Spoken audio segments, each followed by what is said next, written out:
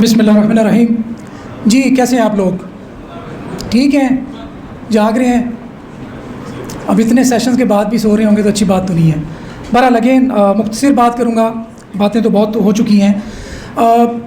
जब आप स्टूडेंट होते हैं, जब आप यूनिवर्सिटी लाइफ में होती हैं, तो तब कुछ चीज़ें माइंड में स्टक होती हैं। आप सेशंस लेते हैं, कॉन्फ्रेंसेस अटेंड करते हैं, लेकिन स्टिल कुछ ऐसे क्वेश्चंस होते हैं जो बार बार माइंड में रिपीट होते रहते हैं और आप कोशिश करते हैं कि यार इनका आंसर मिल जाए तो मेरी ज़िंदगी कुछ बेहतर हो सकती है। या जब आप यूनिवर्सिटी लाइफ से भी गुज़र गए, आपने जॉब्स की, जॉब्स के बाद की लाइफ जो 35-40 साल के हो गए, उस वक्त कोई आपको नज़र आया कि यार ये बच्चा जो है ना ये सक्सेसफुल था, ये मेरे साथ ही ग्रेजुएट हुआ था लेकिन आज ये करोड़पति बन गया है, मैं 50,000 1,00,000 की जॉब कर रहा हूँ।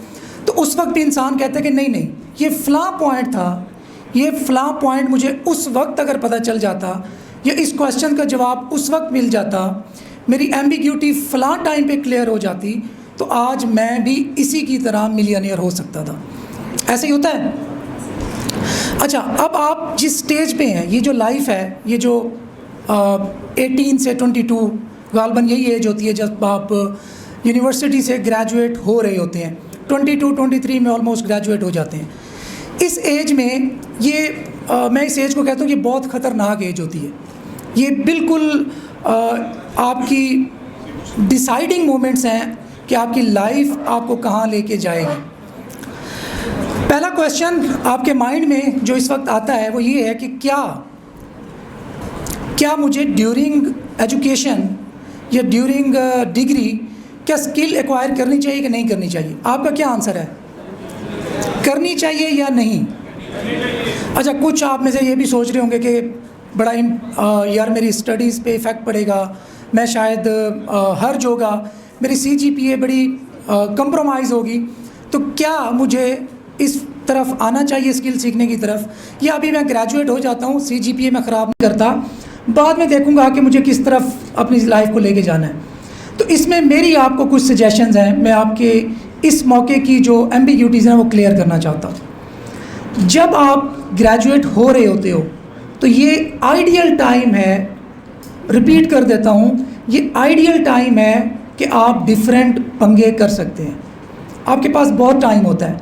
अपेरेंटली आपको लग रहा होता है कि मेरे पास टाइम नहीं है, सुबह उठता हूँ, चेंज करता हूँ, यूनिवर्सिटी जाता हूँ, लेक्चर्स लेता हूँ, फिर भाग दौड़ होती है, शाम को घर आता हूँ, FB पे स्क्रॉलिंग करनी होती है, रात को स्नैपचैट देखना होता है, बहुत काम करने हैं ज़िंदगी में। लेकिन एक्चुअली ये आपका आइडियल टाइम है जब आप चीज़ों को एक्सप्लोर कर सकते हैं। वाई? क्यों? मैं ऐसा क्यों कह रहा हूँ? इसलिए कह रहा हूँ कि जब आप ग्रेजुएट होके प्रैक्टिकल फील्ड में जाओगे, जब आप जॉब हंटिंग करने जाओगे, तो वहाँ पे आपको पता चलेगा कि नहीं, अब मेरे पास टाइम शॉर्ट है। अब आपके पास पर प्रेशर बढ़ना स्टार्ट हो जाएगा। पेरेंट्स ये उम्मीद लगा के बैठे होंगे कि हमने बच्चे को 16 ईयर्स ऑफ एजुकेशन दी है, अब ये बच्चा हमें कमा कर देगा, हमारे बुढ़ापे का सहारा बनेगा। आपके छोटे बहन भाई ये एक्सपेक्ट कर रहे होते हैं आपसे कि ये हमारा जो बड़ा भाई है ये हमारी तालीम के अखराजात उठाएगा, हमें कुछ अच्छा मुस्तकबिल में हमारी हेल्प करेगा। जो आपकी माँ होती हैं वो ये आपसे ये एक्सपेक्ट कर रही होती हैं कि बच्चा हमें हज करवाएगा, हमें उम्रा करवाएगा और हमारे लिए एक अच्छी स्मूथ लाइफ का बाइस बनेगा। अब जब रिस्पॉन्सिबिलिटीज़ बढ़ती हैं तो ऑटोमेटिकली प्रेशर बढ़ता है, और ये जो प्रेशर हैंडलिंग है ये हर किसी के बस का काम नहीं होता। इस बात को अंडरस्टैंड कर लो। इस मौके पे आपके पैनिक करने का जो टेंडेंसी है वो बहुत ज़्यादा बढ़ जाती है। इस बात के बहुत ज़्यादा चांसेस हैं कि आप पैनिक कर जाएं। आप या तो फिर काम धंधा ही छोड़ दें, या आप बिल्कुल क्रिएटिविटी जो है आपके अंदर की वो मर जाए, या आप उस काम को करने पे मजबूर हो जाएं जिस काम को करने की आपके अंदर आपने कभी नहीं सोचा था। तो मेक श्योर करें ये जो टाइम है ये बहुत इम्पॉर्टेंट टाइम है। नेक्स्ट बात, आपके सामने बहुत सी डिस्ट्रैक्शंस हैं। अब आप यहाँ पे आ गए, यहाँ पे आपने स्पीकर्स को सुना। अब मैं डिजिटल मार्केटिंग का बंदा हूँ तो मैं आपको कह के गया यार डिजिटल मार्केटिंग में आ जाओ, बहुत स्कोप है, इसमें बहुत पैसा है, पूरी दुनिया आपकी मार्केट है। आप यहाँ से किसी और सेमिनार में गए, उन्होंने कहा नहीं, Amazon FB है ना, ये बहुत अच्छा काम है। आप यहाँ से गए किसी और जगह पे, उन्होंने कहा ये अमेज़ॉन FBA करने की चीज़ है, इसमें तो सक्सेस रेशो है ही नहीं। देखो प्रोग्रामिंग जो है ना वो असल चीज़ प्रोग्रामिंग है। आप वहाँ से उठे किसी और सेमिनार में गए, उसने कहा क्या प्रोग्रामिंग, नहीं प्रोग्रामिंग तो अब ऑटो हो चुकी है, प्रोग्रामिंग खुद करके दे देता है, CMSS के होते हुए आपको प्रोग्रामिंग की क्या ज़रूरत है। देखो आर्टिफिशियल इंटेलिजेंस ना ये फ्यूचर है। अब आप इस मौके पे, अब आप बिल्कुल ब्लैंक थे, अब आप बिल्कुल कंफ्यूज हो गए कि मुझे करना क्या है, मुझे किस तरफ जाना है। तो इस बात का जवाब लेने के लिए ये जो आपकी आइडियल, ये जो आपकी एज है ना, ये आइडियल है, ये जो आप यूनिवर्सिटी लाइफ है। मैं ये क्यों कह रहा हूँ बार बार, क्योंकि आप इस एज में पंगे कर सकते हो, डिफरेंट चीज़ें ट्राई कर सकते हो। अब आपको पता चला कि अमेज़ॉन FBA भी होता है, तो आप ट्राई कर सकते हो, फेल हो जाओगे। फेलियर से पहली बात, पाकिस्तान में कुछ चीज़ें हैं जिनको हमने बहुत ही सर पे सवार किया हुआ है, जिनके बारे में हम बहुत ओवर थिंकिंग करते हैं, जिनमें से एक है फेलियर। क्या आपको पता है गूगल के कितने स्टार्टअप्स फेल हुए हैं? जी मैं गूगल की बात कर रहा हूँ।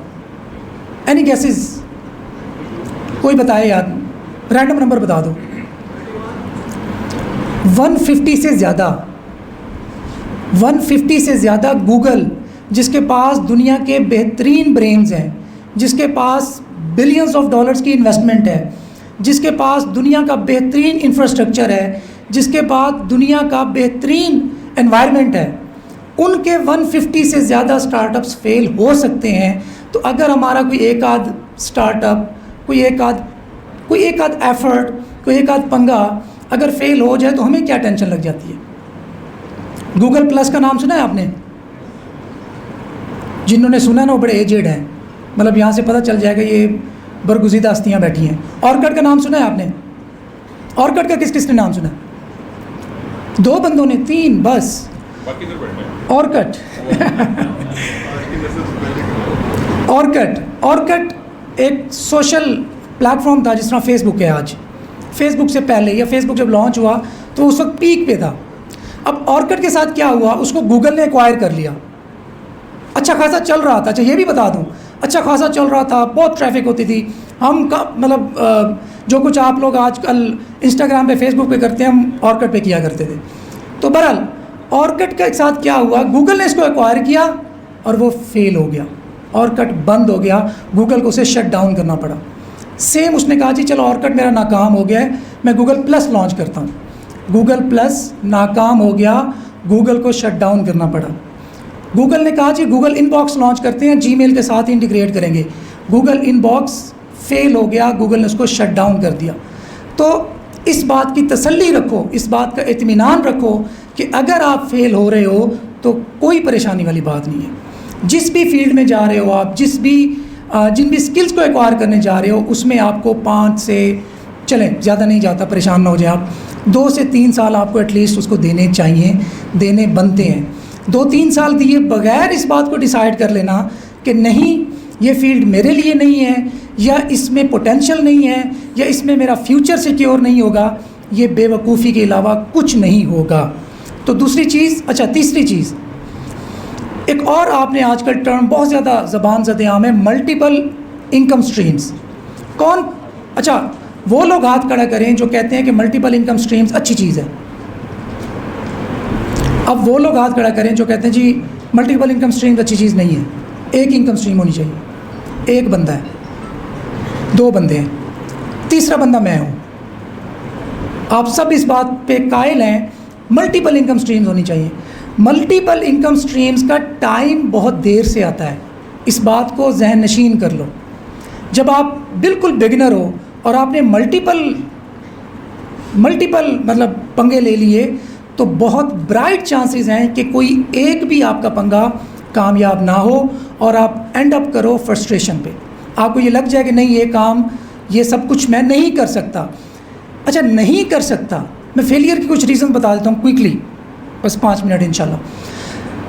फेलियर के रीज़न आपको बता देता हूँ कि आप इन वजह से फ़ेल होते हैं। क्योंकि मैं हज़ारों स्टूडेंट्स को पढ़ा चुका हूँ अल्हम्दुलिल्लाह, और उन हज़ारों स्टूडेंट्स को पढ़ाने के बाद जो फ़ेल हुए उनके मेरी ऑब्जर्वेशन क्या थी उनके बारे में वो आपसे शेयर कर लेता हूँ।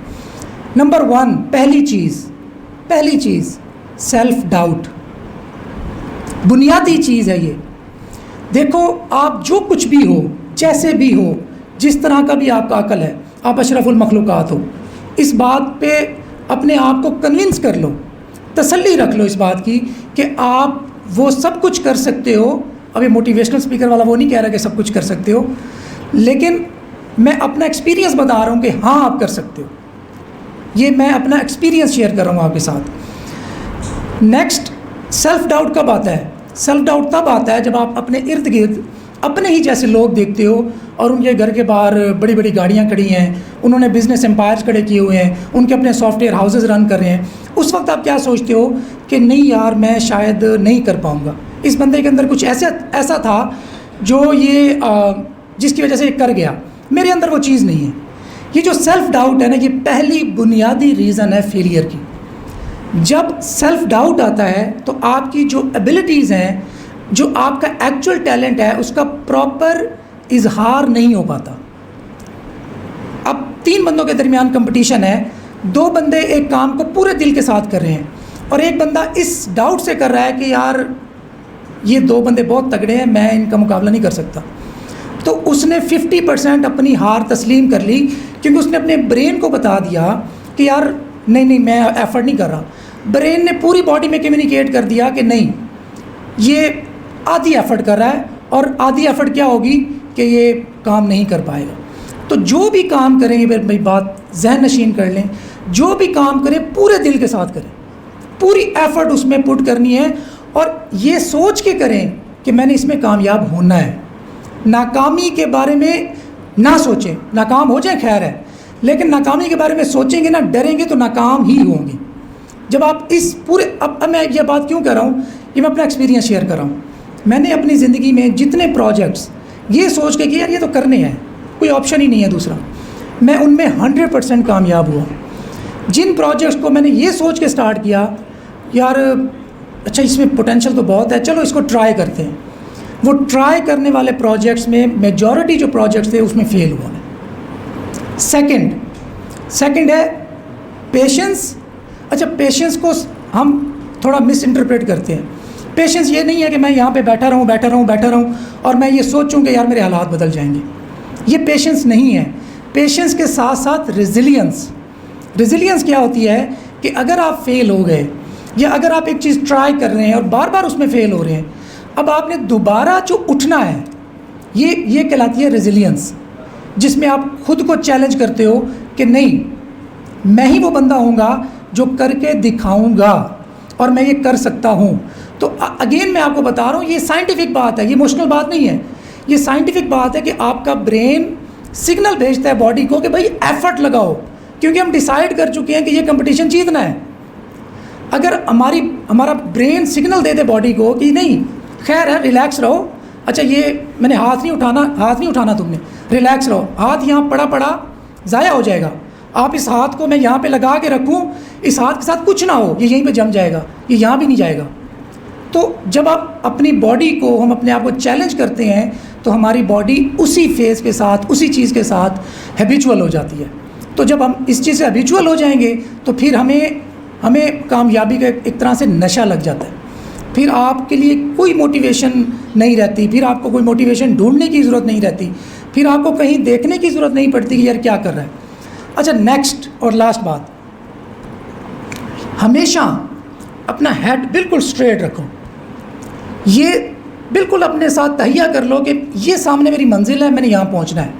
अब दरमियान में आपको कोई करोड़पति नज़र आ रहा है, कोई आपको फ़कीर नज़र आ रहा है, कोई आपको बहुत बड़ा कोई ऑफिसर नज़र आ रहा है, कोई नज़र आ रहा है, वो सारे आपकी जो अटेंशन है या आपकी मंजिल पर पहुंचने की जो लगन है उसमें इंटरफेरेंस ना कर सकें।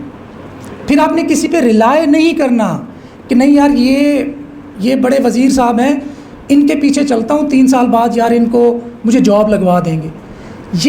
ये अपने आप की इंसल्ट है, ये अपने अशरफुल मखलूक़ात होने की इंसल्ट है कि जब हम रिलाय कर रहे होते हैं किसी और पे कि नहीं हमारी ज़िंदगी का बेड़ा ये उठाएगा।